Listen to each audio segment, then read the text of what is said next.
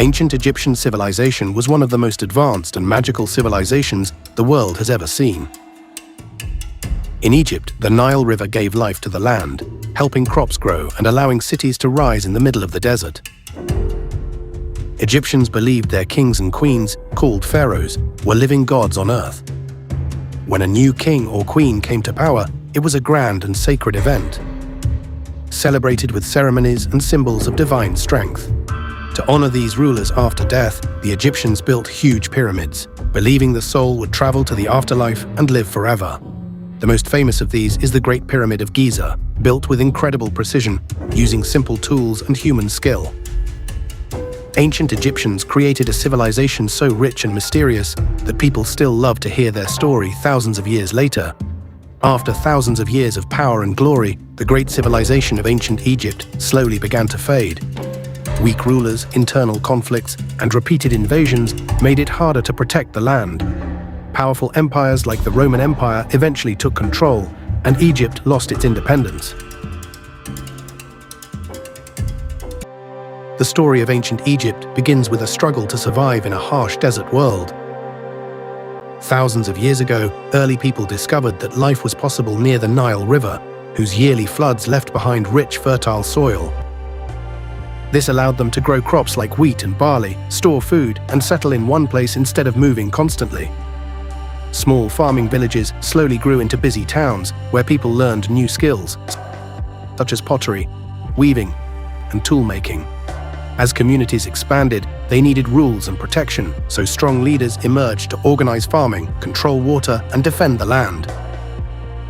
Over time, these leaders became kings, and the land was united under powerful rulers. One of the earliest great rulers, Narmer, united Upper and Lower Egypt, marking the true beginning of Egyptian civilization. Egyptians turned simple survival into a powerful and lasting civilization that would shine for thousands of years. Everything started with the Nile River, which flooded every year like a very polite river that always came on time. The floods left behind rich mud, perfect for farming, so Egyptians grew more food than they needed. And when people have extra food, they stop worrying about survival and start thinking bigger, like building houses, temples, and maybe arguing about who's in charge. Small villages popped up along the river, then grew into towns. To keep things organized and stop chaos, strong leaders took control, and these leaders slowly became powerful pharaohs. The pharaohs united lands, collected taxes, yes, even back then, built armies and protected trade routes, turning Egypt into an empire. One of the earliest important cities was Memphis, which became a political and cultural center where decisions were made. The story of Egypt's first great king begins with a man named Narmer. Long ago, ancient Egypt was divided into upper and lower regions, each with its own rulers, symbols, and probably a lot of arguments. A long time ago in ancient Egypt, the idea of building pyramids didn't start with giant triangles touching the sky. It started much smaller and much simpler. When an important person died, Egyptians believed their soul would travel to the afterlife, but only if the body was protected. So at first, they built low, flat tombs called mastabas, which were basically ancient, forever houses made of mud brick. Then one very creative pharaoh, Djoser, and his brilliant architect Imhotep decided to think bigger, literally stacking mastabas on top of each other. That's how the first pyramid, the Step Pyramid of Djoser, was born. After thousands of years of building pyramids, temples, and one of the world's greatest civilizations, ancient Egypt didn't just disappear overnight. It slowly tripped on its own greatness.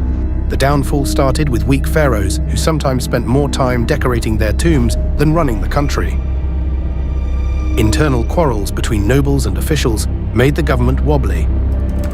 Then came outside invaders, because when a civilization looks rich and organized, it's basically holding up a "Loot Me" sign.